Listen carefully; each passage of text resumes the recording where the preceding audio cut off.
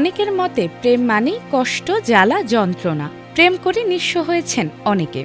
তবে আপনি কি জানেন, প্রিয় মানুষটি হঠাৎ সামনে এলেই বুক ধড়ফড়, হাতের তালু ঘামা, মুখে অকারণে হাসি কেন হয়? এ যেন সিনেমার দৃশ্যের মতো। কিন্তু প্রেম শুধু কবিতা আর গানেই সীমাবদ্ধ নয়, এর রয়েছে বৈজ্ঞানিক ব্যাখ্যাও। গবেষণা বলছে ভালোবাসা শুধু মনই ভালো রাখে না, হৃদয়কেও রাখে সুস্থ। প্রেমে পড়লে মানুষ কিছুটা সঙ্গী নির্ভর হয়ে পড়ে। প্রিয়জনের অবহেলায় মন খারাপ হয়, আবার তাকে কাছে পেলে মুহূর্তেই বদলে যায় আবহ।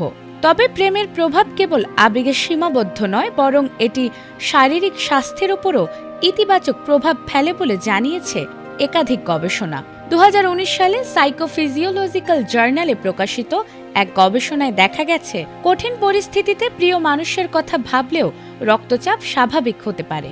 আবার ভালোবাসা কার্ডিওভাস্কুলার রোগের ঝুঁকিও কমাতে সহায়তা করে। প্রেমে পড়লে দেহে অক্সিটোসিন হরমোন নিঃসরণ বাড়ে। এই হরমোন উচ্চ রক্তচাপ কমাতে এবং হৃদরোগ প্রতিরোধে গুরুত্বপূর্ণ ভূমিকা রাখে। আমেরিকান হার্ট অ্যাসোসিয়েশনে প্রকাশিত গবেষণায় উল্লেখ করা হয়েছে, দীর্ঘদিনের রোমান্টিক সম্পর্কে থাকা ব্যক্তিদের মধ্যে হৃদরোগের ঝুঁকি তুলনামূলক কম। বিশেষজ্ঞরা বলছেন, যেসব যুগল খোলামেলা যোগাযোগে বিশ্বাসী, তারা অকারণে দুশ্চিন্তা কম করে, আর একসঙ্গে হাসাহাসি, আনন্দ ভাগাভাগি কিংবা জীবনকে ইতিবাচকভাবে উপভোগ করলে স্ট্রেস কমে যায়। এমনকি সুস্থ শারীরিক সম্পর্কও মানসিক ও শারীরিক বন্ধনকে দৃঢ় করে।